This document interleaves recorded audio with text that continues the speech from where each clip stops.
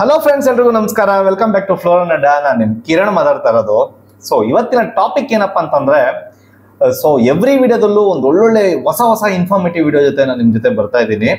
So ಈ ಸಲ topic ಏನ್ ತಗೊಂಡಿದ್ದೀನಿ ಅಂತಂದ್ರೆ, ಎಲ್ಲಾ ಕಸ್ಟಮರ್ಸು, ನಮ್ಮ ಸಬ್ಸ್ಕ್ರೈಬರ್ಸ್ ಎಲ್ಲರೂ ಕೂಡ ಒಂದು ರಿಕ್ವೆಸ್ಟ್ ರೈಸ್ ಮಾಡಿದ್ರು. ಏನಪ್ಪಾ ಅಂತಂದ್ರೆ, ನಮ್ಮ ಫ್ಲೋರನ್ ಫಿಶ್ ನಾವು ಬ್ರೀಡಿಂಗ್ ಏನೋ ಮಾಡ್ಬಿಡ್ತೀವಿ ಸರ್, ಫ್ರೈಸ್ ಕೂಡ ಹ್ಯಾಚ್ ಔಟ್ ಆಗಿ ಆಚೆ ಬಂದ್ಬಿಡುತ್ತೆ.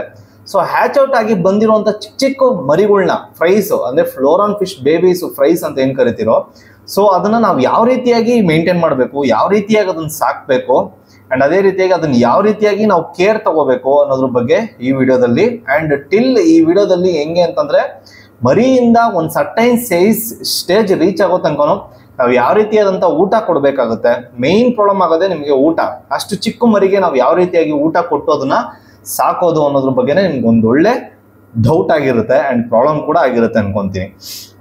ಅಂಡ್ ಇದರಲ್ಲಿ ಫ್ರೈಸ್ ನೋಡೋದಾದ್ರೆ, ನಿಮಗೆ ಮರಿಗಳು ಹ್ಯಾಚ್ ಔಟ್ ಆಗಿ ಬಂದ ಮೇಲೆ ಆಫ್ಟರ್ 5 to 6 days ಆದ್ಮೇಲೆ ಅಲ್ಲಿವರೆಗೂ 5 ರಿಂದ 6 ದಿನ ಹತ್ತತ್ರ ನಿಮಗೆ ಮ್ಯಾಕ್ಸಿಮಮ್ ಒಂದು 3 to 4 days ಅಂತ ಇಟ್ಕೊಳ್ಳಿ. ಸೊ ಅದು ಏನು ಎಗ್ ಯಾಲ್ಕ್ ಇರುತ್ತೋ, ಸೊ ಅದರಲ್ಲಿ ಇರುವಂತ ಏನ್ ಕಂಟೆಂಟ್ ಇರುತ್ತೋ ಅದರಿಂದನೇ ಅದು ಆಹಾರವನ್ನು ಏನಪ್ಪಾ ತಗೊಳ್ಳಿ ಅದನ್ನೇ ಡೈಜೆಷನ್ ಮಾಡ್ಕೊಂತ ಇರುತ್ತೆ. ಸೊ ನಾವು ಅಲ್ಲಿವರೆಗೂ ಯಾವುದೇ ತರದಂತ ಊಟ ಹಾಕೋ ನೆಸೆಸಿಟಿ ಇರೋದಿಲ್ಲ. ಸೊ ಯಾವಾಗಪ್ಪ ನಾವು ಊಟ ಹಾಕಕ್ ಸ್ಟಾರ್ಟ್ ಮಾಡ್ಬೇಕು ಅಂತಂದ್ರೆ, ಅದು ಫುಲ್ಲು ಓಡಾಡೋದಕ್ಕೆ ಸ್ವಿಮ್ ಮಾಡೋದಕ್ಕೆ ಸ್ಟಾರ್ಟ್ ಮಾಡುತ್ತೆ. ಸೊ ಯಾವಾಗ ಹ್ಯಾಚ್ ಔಟ್ ಆಗುತ್ತೋ ಅವಾಗ ಫ್ರೈಸ್ ಎಲ್ಲ ನಿಮಗೆ ಇನ್ನೂ ಬಾಟಮ್ ಅಲ್ಲೇ ಇರುತ್ತೆ, ಅದಕ್ಕೆ ಇನ್ನೂ ಪ್ರಾಪರ್ ಆಗಿ ಸ್ವಿಮ್ ಮಾಡೋದಕ್ಕೆ ಗೊತ್ತಾಗ್ತಾ ಇರಲ್ಲ. ಸೊ ಒಂದು 4 ರಿಂದ 5 ದಿನ, ಒಂದು ವೀಕ್, ಸರ್ಟೈನ್ 1 ವೀಕ್ ರೀಚ್ ಆಗೋ ಅಷ್ಟರಲ್ಲಿ ಅದು ಪ್ರಾಪರ್ ಆಗಿ ಸ್ವಿಮ್ ಮಾಡೋದಕ್ಕೆ ಸ್ಟಾರ್ಟ್ ಮಾಡುತ್ತೆ.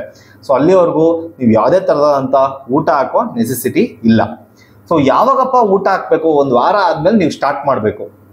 ಸೊ ಆ ಮರಿಗಳಿಗೆ ನಾವು ಯಾವ ರೀತಿಯಾದಂತ ಊಟ ಕೊಟ್ರೆ ಒಳ್ಳೆ ಪ್ರೋಟೀನ್ ಸಿಗುತ್ತೆ ಅನ್ನೋದನ್ನ ನೋಡೋದಾದ್ರೆ, ಆ ಸ್ಮಾಲ್ ಸೈಜ್ ಫ್ರೈಸ್ಗೆ ನಾವು ನಾರ್ಮಲ್ ಊಟ, ನಾವೇನು ಫ್ಲೋರನ್ ಮೀನುಗಳಿಗೆ ಕೊಡ್ತಾ ಇದೀವಲ್ಲ, ಸೊ ಫುಡ್, ಸೊ ಅದನ್ನ ಕೊಡೋದ್ರಿಂದ ಅದು ತಿನ್ನೋದಿಲ್ಲ. ಅಂಡ್ ಅದೇ ರೀತಿಯಾಗಿ ಅದಕ್ಕೆ ಮೇಲ್ ಬಂದು ಪಿಕ್ ಮಾಡೋಷ್ಟು ಕೂಡ ಕೆಪಾಸಿಟಿ ಕೂಡ ಇರೋದಿಲ್ಲ, ಒಂದು ಪಾರ್ಟು. ಇನ್ನೊಂದೇನಂದ್ರೆ, ಈ ಫಿಶಸ್ಗೆಲ್ಲ ಮೈಕ್ರೋ ಸೈಜಲ್ಲಿ ಇರುವಂತ ನಾವು ಫುಡ್ ನ ನೀಡಬೇಕಾಗುತ್ತೆ. ಬಿಕಾಸ್ ಯಾಕಂದ್ರೆ ಅದೇ ಆಲ್ಮೋಸ್ಟ್ ಒಂದು ತುಂಬಾ ಚಿಕ್ಕ ಸೈಜಲ್ಲಿ ಇರುತ್ತೆ. ಸೊ ನಾವು ಅಷ್ಟು ದೊಡ್ಡ ಪಿಲೆಟ್ಸ್ ನ ನಾವು ಪುಡಿ ಮಾಡಿ ಕೊಡುವಂತದ್ದಾಗ್ಲಿ, ಸೊ ಬೇರೆ ತರ ಫುಡ್ ಎಲ್ಲ ಬಂದಿದೆ, ಪೌಡರ್ ಕಂಟೆಂಟ್ ಎಲ್ಲ ಇರುವಂತದ್ದು, ಅದನ್ನೆಲ್ಲ ಕೊಡೋದ್ರಿಂದ ಅದಷ್ಟು ಈಸಿಯಾಗಿ ತಗೊಳ್ಳೋದಕ್ಕೂ ಆಗಲ್ಲ. ಅಂಡ್ ಅದಷ್ಟು ಪ್ರೋಟೀನ್ ಕಂಟೆಂಟ್ ಆಗಿರಲ್ಲ. ಅಂಡ್ ಅದು ಫಿಶ್ಗೂ ಕೂಡ ಅದು ಪ್ರಾಪರ್ ಆಗಿ ಹೆಲ್ತಿ ಆಗಿರಲ್ಲ. Excuse. So apart from this, ನಾವು ಫ್ರೈಸ್ಗೆ ಯಾವ ಊಟ ಕೊಡೋದು ಅಂತಂದ್ರೆ, ನಿಮ್ಗೆ ಬ್ರೈನ್ ಶ್ರಿಂಪ್ ಬರುತ್ತೆ ಅಲ್ವಾ. ಸೊ ಬ್ರೈನ್ ಶ್ರಿಂಪ್ ಬಂದ್ಬಿಟ್ಟು ನಾವು ಕ್ಯಾಪ್ಸೂಲ್ಸ್ ಅಲ್ಲಿ ಬರುತ್ತೆ. ಅಂಡ್ ಅದೇ ರೀತಿಯಾಗಿ ನಿಮಗೆ ಬ್ರೈನ್ ಶ್ರಿಂಪ್ಸ್ ಬಂದ್ಬಿಟ್ಟು ಲೂಸ್ ಅಲ್ಲಿ ಕೂಡ ಸಿಗೋವಂಥದ್ದು. ಸೊ ಇದನ್ನ ನಾವು ಏನ್ ಮಾಡ್ಬೇಕಪ್ಪ ಅಂತಂದ್ರೆ, ಎಗ್ಸ್ ಇದು ಆಕ್ಚುಲಿ ಮೊಟ್ಟೆಗಳು ಅಂತಾನೆ ಕರಿಬಹುದು. ಸೊ ಇದನ್ನ ನಾವು ಹ್ಯಾಚ್ ಔಟ್ ಮಾಡಬೇಕು. ಸೊ ನಿಮ್ಗೆ ತೋರಿಸ್ತಾ ಇದೀನಲ್ವಾ, ಸೊ ಇದೇ ನಮ್ಮ brain shrimp capsules. So capsule ರೀತಿಲೂ ಬರುತ್ತೆ.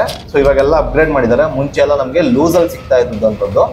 ಸೊ ಕ್ಯಾಪ್ಸೂಲ್ಸ್ ಅಲ್ಲಿ ಸಿಗ್ತಾ ಇರೋದನ್ನ ನೀವೇನ್ ಮಾಡ್ಬೇಕಪ್ಪ ಅಂತಂದ್ರೆ, ಇದು ನೋಡ್ಕೊಂಡಿಲ್ವಾ, ಸೊ ಇದು ಬ್ರೈನ್ ಸ್ಟ್ರೀಮ್ ಕ್ಯಾಪ್ಸೂಲ್ ಎಗ್ಸ್ ಇದೆ ಆಕ್ಚುಲಿ, ಓಕೆನಾ. ಸೊ ಮೊಟ್ಟೆ ಇರುವಂತದ್ದು. ಸೊ ಇದನ್ನ ಹ್ಯಾಚ್ ಔಟ್ ಮಾಡಿ ಅದ್ರ ಒಳಗಡೆ ಇರುವಂತ ನಾವು ಮೈಕ್ರೋ ವಾರ್ಮ್ಸ್ ನ ನಾವು ರಿಮೂವ್ ಮಾಡ್ಬೇಕು. ಇನ್ ಸೆನ್ಸ್ ಬ್ರೈನ್ ಶ್ರಿಂಪ್ ನ ನಾವು ರಿಮೂವ್ ಮಾಡಬೇಕು. ಸೊ ಇದನ್ನ ಯಾವ ರೀತಿಯಾಗಿ ಹ್ಯಾಚ್ ಔಟ್ ಮಾಡ್ಬೇಕು ಅಂತ ನೋಡೋದಾದ್ರೆ, ನೀವು 1 ಲೀಟರ್ ಅಥವಾ 2 ಲೀಟರ್ಸ್ ಏನು ವಾಟರ್ ಕ್ಯಾನ್ ಬರುತ್ತಲ್ವಾ, ಸೊ ಬಾಟಮ್ ಅಲ್ಲಿ ಇರುವಂತ ಪಾರ್ಟ್ ನ ನೀವು ಕಟ್ ಮಾಡ್ಕೊಂಡ್ಬಿಡಿ. ಸೊ ಕಟ್ ಮಾಡ್ಕೊಂಡು ಬಾಟಮ್ ಅಲ್ಲಿ ಇರುವಂತ ಪಾರ್ಟ್ ನ ಕಟ್ ಮಾಡ್ಕೊಂಡ್ರೆ, ನಿಮ್ಗೆ ಅಪ್ಪರ್ ಪಾರ್ಟ್ ಅಲ್ಲಿ ಏನ್ ಕ್ಯಾಪ್ ಇರುತ್ತೆ ಗೊತ್ತಾ, ಅದ್ರಲ್ಲಿ ಒಂದು ಹೋಲ್ ಮಾಡ್ಕೊಂಡು ನಿಮಗೆ ಕನೆಕ್ಟರ್ ಟೈಪ್ ಅಲ್ಲಿ ಐ ಶೇಪ್ ಅಲ್ಲಿ ಒಂದು ಕನೆಕ್ಟರ್ ಸಿಗುತ್ತೆ. ಸೊ ಐನ ನೀವೇನ್ ಮಾಡ್ಬೇಕು, ಆ ಹೋಲ್ಗೆ ಫಿಟ್ ಆಗೋ ತರ ಮಾಡ್ಕೊಂಡು ಅಲ್ಲಿ ಒಂದು ಗ್ಲೂ ಅಂಟಿಸ್ಕೊಂಡ್ರೆ ನಿಮ್ಗೆ ವಾಟರ್ ಲೀಕೇಜ್ ಆಗೋದಿಲ್ಲ. ಸೊ ಅದಕ್ಕೆ ನೀವು ಒಂದು ಪೈಪ್ ಕನೆಕ್ಷನ್ ಮಾಡ್ಕೊಂಡು ಒಂದು ಕಂಟ್ರೋಲರ್ನ ಸೆಟ್ ಮಾಡ್ಕೊಳ್ಳಿ. ಸೊ ದಟ್ ನೀವು ವಾಟರ್ ನೀವೇನಾದ್ರು ಉಲ್ಟಾ ಮಾಡಿ ಫಿಲ್ ಮಾಡಿದ್ರು ಕೂಡ ನಿಮ್ಗೆ ಯಾವುದೇ ತರದಂತ ವಾಟರ್ ಮೇಲ್ಗಡೆಯಿಂದ ಕೆಳಗಡೆ ಬರೋದಿಲ್ಲ ಕಂಟ್ರೋಲರ್ ಹಾಕೋದ್ರಿಂದ. ಸೊ ಓಕೆನಾ. ಸೊ ಇದೆಲ್ಲ ಸೆಟ್ ಆದ್ಮೇಲೆ ಏನ್ ಮಾಡ್ಬೇಕಪ್ಪ ಅಂತಂದ್ರೆ, ಹ್ಯಾಂಗ್ ಮಾಡಬೇಕು. ಮೋಟರ್ ಯಾವತ್ತೇ ಆಗಲಿ, ಅಕ್ವೇರಿಯಮ್ಮೇ ಆಗಲಿ, ಈ ತರ ಏನೇ ಮಾಡಿದ್ರು ಸೆಟಪ್ ಕೂಡ ನೀವು, ಸೊ ಮೋಟರ್ ಲೆವೆಲ್ ಯಾವತ್ತೂ ಟ್ಯಾಂಕ್ ವಾಟರ್ ಲೆವೆಲ್ಗಿನ ಹೈಟಲ್ಲೇ ಇರಬೇಕಾಗುತ್ತೆ, ಓಕೆನಾ. ಸೊ ಆ ಥರ ಮೋಟರ್ ಸೆಟ್ ಮಾಡಿಕೊಂಡು ಇದಕ್ಕೆ ಆಕ್ಸಿಜನ್ ರನ್ ಮಾಡೋದಕ್ಕೂ ಮುಂಚೆ ಬ್ರೈನ್ ಶಿಂಪ್ ಕ್ಯಾಪ್ಸಿಲ್ ಏನಿದೆಯೋ ಅಥವಾ ಲೂಸ್ ಕಂಟೆಂಟ್ ಏನು ಸಿಗುತ್ತೋ ಅದನ್ನ ನೀವು ಅದರೊಳಗಡೆ ಹಾಕಿ ಬಿಡಿ. ಸೊ ಫಾರ್ ಎಕ್ಸಾಂಪಲ್ 1 ಲೀಟ್ರಲ್ಲಿ ನೀವು ಮಾಡ್ತಾ ಇರೋದಾದ್ರೆ 1 ಕ್ಯಾಪ್ಸಿಲ್ ಹಾಕಿ ಸಾಕಾಗುತ್ತೆ. ಸೊ ತುಂಬಾ ಓವರ್ ನಾವು ಲೋಡ್ ಮಾಡೋದು ಬೇಡ. ಸೊ ಯಾಕಂದ್ರೆ ಇದರಲ್ಲಿ ಒಂದೊಂದು ಕ್ಯಾಪ್ಸಿಲ್ಸ್ ಒಂದೊಂದು ಬ್ರೈನ್ ಶಿಂಪ್ ಎಗ್ಸ್ ಬಂದ್ಬಿಟ್ಟು ನಿಮಗೆ 24 hours ಅಲ್ಲೇ ರಿಸಲ್ಟ್ ಬಂದ್ಬಿಡ್ಬೇಕು. ಸೊ 24 hours ಮೇಲೆ ಒಂದೊಂದು ಸಮ್ ಎಗ್ಸ್ ನಿಮಗೆ 48 hours ಕೂಡ ತಗೊಳುತ್ತೆ. ಬಟ್ 24 hours ರೇಂಜಲ್ಲಿ ಅಥವಾ 48 hours ರೇಂಜಲ್ಲಿ ನಿಮ್ಗೆ ಆಲ್ಮೋಸ್ಟ್ ಎಲ್ಲ ಏನು ಎಗ್ಸ್ ಇರುತ್ತೋ ಅದೆಲ್ಲ ಹ್ಯಾಚ್ ಔಟ್ ಆಗ್ಬಿಟ್ಟು ಚಿಕ್ಕ ಚಿಕ್ಕ ಮೈಕ್ರೋ ನಿಮಗೆ ಬ್ರೈನ್ ಶಿಂಪ್ಸ್ ನೋಡ್ಲಿಕ್ಕೆ ಸಿಗುತ್ತೆ. ಸೊ ಇದನ್ನ ನಾವೇನ್ ಮಾಡಬೇಕು, ಹೆಂಗ್ ತಗೋಬೇಕು ಅಂತಂದ್ರೆ, ನಿಮ್ಗೆ ಹ್ಯಾಚ್ ಔಟ್ ಆಗಿರುವಂತ ಬ್ರೈನ್ ಶಿಂಪ್ಸ್ ಏನಿದೆಯೋ ಅದೆಲ್ಲ ಬಾಟಮ್ ಅಲ್ಲಿ ಇರುತ್ತೆ, ಕ್ಯಾಪ್ಸಿಲ್ಸ್ ಎಲ್ಲ ಎಲ್ಲ ಮೇಲ್ಗಡೆ ಇರುತ್ತೆ. ಸೊ ನಿಮ್ಗೆ ಯಾವಾಗ ಬೇಕು ಅಂತ ಅನ್ಕೊಂತಿರೋ ಹ್ಯಾಚ್ ಔಟ್ ಆಗಿರೋ ಏನು ಎಗ್ಸ್ ಇರುತ್ತೆ ಅದೆಲ್ಲ ಮೇಲ್ಗಡೆ ಫ್ಲೋಟ್ ಆಗ್ತಾ ಇರುತ್ತೆ. ಸೊ ಬ್ರೈನ್ ಸ್ಟ್ರೀಮ್ಸ್ ಎಲ್ಲ ಬಾಟಮ್ ಅಲ್ಲಿ ಇರುತ್ತೆ. ನಿಮ್ಗೆ ಯಾವಾಗ ಅದು ಕಲೆಕ್ಟ್ ಮಾಡಬೇಕು ಅನ್ಕೊಂತಿರೋ ಜಸ್ಟ್ ನಿಮ್ಮ ಟಾರ್ಚೋ ಲೈಟೋ ಏನೋ ಒಂದು ನೀವು ಎಕ್ಸಿಟ್ ಏನು ಅಪ್ಪರ್ ಕ್ಯಾಪಲ್ಲಿ ಮಾಡಿರ್ತಿರಲ್ವಾ, ಸೊ ಆ ಜಾಗಕ್ಕೆ ನೀವು ಜಸ್ಟ್ ಒಂದು ಲೈಟ್ ಇಕ್ಕಿದ್ರೆ ಸಾಕು ಎಲ್ಲ ಅಲ್ಲಿಗೆ ಬಂದ್ಬಿಡ್ತವೆ. ಸೊ ಆ ಟೈಮಲ್ಲಿ ಜಸ್ಟ್ ನೀವು ಏನು ಕಂಟ್ರೋಲರ್ ಹಾಕೊಂಡಿರ್ತೀರಾ ಅದನ್ನ ಆನ್ ಮಾಡಿ ತಿರುಗಿ ಬಿಟ್ರೆ ಸಾಕು ಎಲ್ಲ ಆಚೆ ಬಂದ್ಬಿಡುತ್ತೆ. ಸೊ ಒಂದು ಇಂಜೆಕ್ಷನ್ ಏನು 5 ml 10 ml ಏನೋ ಒಂದು ಇಂಜೆಕ್ಷನ್ ತಗೊಳ್ಳಿ. ಸೊ ಅದ್ರಲ್ಲಿ ನೀವು ಸಕ್ ಮಾಡ್ಕೊಂಡು ಜಸ್ಟ್ ಫೀಡ್ ಮಾಡಿದ್ರೆ ಸಾಕು.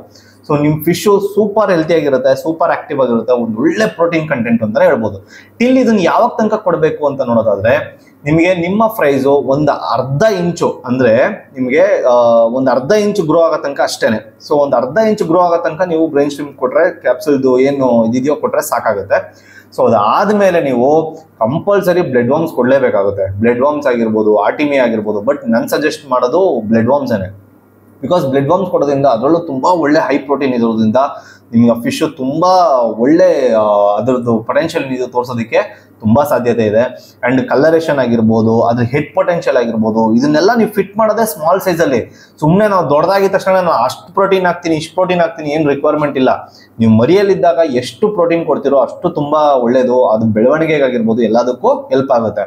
ಅಂಡ್ ಮೇನ್ ಥಿಂಗ್ ಏನಪ್ಪಾ ಅಂತಂದ್ರೆ ನಿಮ್ಮ ಕ್ಲೀನಿಂಗು ತುಂಬಾ ಇಂಪಾರ್ಟೆಂಟ್ ಆಗುತ್ತೆ. ಬಾಟಮ್ ಅಲ್ಲಿ ಯಾವಾಗ ಎಗ್ಲೇ ಮಾಡೋ ಟೈಮ್ ಬರುತ್ತೋ ಆ ಟೈಮ್ ನೋಡ್ಕೊಂಡು ಇಮಿಡಿಯೇಟ್ ಆಗಿ ಮುಂಚಿತವಾಗ್ಲೇನೆ ನೀವು ಕ್ಲೀನಿಂಗ್ ಮಾಡಿ ಪ್ರಿಪೇರ್ಡ್ ಆಗಿ ಇಟ್ಕೊಳ್ಳಿ. ಯಾವಾಗ ಅದೇನಾದ್ರು ಬಾಟಮ್ ಕುತ್ಕೊಳ್ಳುತ್ತೋ ಫಂಗಲ್ ಇನ್ಫೆಕ್ಷನ್ಸ್ ಆಗೋ ಚಾನ್ಸಸ್ ಜಾಸ್ತಿ ಇರುತ್ತೆ. ಅಂಡ್ ಫುಲ್ ಫ್ರೈಸ್ ನ ನೀವು ಕಳ್ಕೊಳ್ಳೋ ಚಾನ್ಸಸ್ ಜಾಸ್ತಿ ಇರುತ್ತೆ. ವಾಟರ್ ಅಲ್ಲಿ ತುಂಬಾ ನೀಟಾಗಿರ್ಬೇಕಾಗುತ್ತೆ.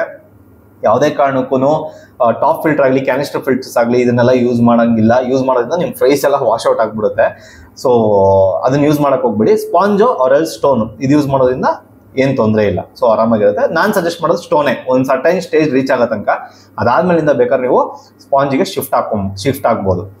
ಸೊ ಏನಪ್ಪ ಅರ್ಧ ಇಂಚ್ ತನಕ ನಾವು ಬ್ರೈನ್ ಸ್ಟ್ರೀಮ್ ಏನ್ ಕೊಟ್ವಿ ಎಗ್ಸು. ಸೊ ಅದಾದ್ಮೇಲಿಂದ ಬ್ರೈನ್ ಸ್ಟ್ರೀಮ್ ಕೊಟ್ವಿ. ಸೊ ಅದಾದ್ಮೇಲಿಂದ ನೀವು ಅರ್ಧ ಇಂಚ್ ಮೇಲೆ ಬ್ಲಡ್ ವಾರ್ಮ್ಸ್ ಕಂಟಿನ್ಯೂ ಮಾಡಿ. ಸೊ ಬ್ಲಡ್ ವಾರ್ಮ್ಸ್ ಒಳ್ಳೆ ಪ್ರೋಟೀನ್ ಕೊಡುತ್ತೆ. ಅದ್ರ ಜೊತೆಗೆ ಮೀಲ್ ವಾರ್ಮ್ಸ್ ಕೊಡ್ಬೋದು, ಆಮೇಲೆ ಸೂಪರ್ ಮೀಲ್ ವಾರ್ಮ್ಸ್ ಕೊಡ್ಬೋದು. ದೊಡ್ಡ ಸೈಜ್ ಬೇಡ, ಸ್ಮಾಲ್ ಸೈಜಲ್ಲಿ ಕೊಡ್ಬೋದು. ಸೊ ನಾವು ಯಾವಾಗ ಸ್ಮಾಲ್ ಸೈಜಲ್ಲಿ ಇದ್ದಾಗ ನಾವು ಒಳ್ಳೆ ಪ್ರೋಟೀನ್ ಕೊಡ್ತೀವೋ ಹೇಳಿದ್ನಲ್ಲ ಒಳ್ಳೆ ಪೊಟೆನ್ಷಿಯಲ್ ಸಿಗುತ್ತೆ ನಿಮಗೆ ಫಿಶ್ಗೆ. ಸೊ ಅದಾದ್ಮೇಲೆ ಯಾವಾಗ ಸರ್ಟೈನ್ 1 ಇಂಚು 1.5 ಇಂಚಿಗೆ ರೀಚ್ ಆಗೋಷ್ಟರಲ್ಲೆಲ್ಲ ಡಾಮಿನೇಷನ್ ಸ್ಟಾರ್ಟ್ ಆಗ್ಬಿಟ್ಟಿರುತ್ತೆ. ಸೊ ಯಾವಾಗ ನೀವು ಇನ್ ಟೈಮಿಗೆ ಫುಡ್ ಹಾಕಲ್ವೋ ಅವಾಗ ಒಂದಕ್ಕೊಂದು ಫೈಟ್ ಮಾಡೋ ಚಾನ್ಸಸ್ ಜಾಸ್ತಿ ಇರುತ್ತೆ. ಸೊ ಯಾವುದೇ ಕಾರಣಕ್ಕೂ ಅದು ಮಿಸ್ ಮಾಡ್ಕೊಳಕ್ ಹೋಗ್ಬಿಟ್ಟು ಮಾಡ್ಕೊಂಡು ಯಾವ್ದಾದ್ರು ಫಿಶ್ ಡ್ಯಾಮೇಜ್ ಆಯ್ತಾ, ಸೊ ಕಂಪ್ಲೀಟ್ ಆಗಿ ಬಿಡೋದಿಲ್ಲ, ಎಲ್ಲ ಫಿಶ್ ಹೊಡೆದಾಡಿ ತಿನ್ಕೊಂಡ್ಬಿಡುತ್ತೆ. ಸೊ ದಯವಿಟ್ಟು ಮಿಸ್ಟೇಕ್ ಮಾಡ್ಕೊಳಕ್ ಹೋಗ್ಬಿಡಿ. ಒಂದು ಸರ್ಟೈನ್ ಸೈಜ್ಗೆ ರೀಚ್ ಆಗಿದ ತಕ್ಷಣ ಇಮಿಡಿಯೇಟ್ ಆಗಿ ದೊಡ್ಡದಿರೋ ಸೈಜ್ನೆಲ್ಲ ಸೆಗ್ರಿಗೇಟ್ ಮಾಡ್ಕೊಳ್ಳಿ, ಸ್ಮಾಲ್ ಸೈಜಸ್ನೆಲ್ಲ ಅದರಲ್ಲೇ ಬಿಡಿ. ಸೊ ದೊಡ್ಡ ಸೈಜ್ ಆಗಿದ ತಕ್ಷಣ ಒಂದು ಸ್ವಲ್ಪ ಸೈಜಲ್ಲಿ ಗೊತ್ತಾಗುತ್ತೆ ಡಿಫ್ರೆನ್ಸಿಯೇಷನ್ ಯಾವ್ದು ಫಾಸ್ಟ್ ಗ್ರೋತ್ ಬಂದಿರುತ್ತೋ ಅದನ್ನೆಲ್ಲ ಸ್ಮಾಲ್ ಪಾರ್ಟಿಷನ್ ಮಾಡಿ ಕೂಡ ನೀವು ಸೆಗ್ರಿಗೇಟ್ ಮಾಡ್ಕೊಬಹುದು. ಅದಾದ್ಮೇಲೆ ನೀವು ಒಂದು ಒಳ್ಳೆ ಹೈ ಪ್ರೋಟೀನ್ ಫುಡ್ ಕೊಡ್ಕೊಂಡು ಹೋದ್ರೆ ನಿಮ್ಮ ಫಿಶ್ ಅಲ್ಟಿಮೇಟ್ ಆಗಿ ಬರುತ್ತೆ. ಸೊ ಸರ್ಟೈನ್ ಸ್ಟೇಜು 2 ಇಂಚ್ ತನಕ ನೀವು ಒಂದು ಒಳ್ಳೆ ಹೈ ಪ್ರೋಟೀನ್ ಕೊಡ್ಬೋದು, 2.5 ಇಂಚ್ವರೆಗೂ. ಸೊ ಅದಾದ್ಮೇಲಿಂದ ನೀವು ಬೇಕಿದ್ರೆ ಪ್ರೋಟೀನ್ ನ ಕಡಿಮೆ ಮಾಡಲೇಬೇಕಾಗುತ್ತೆ.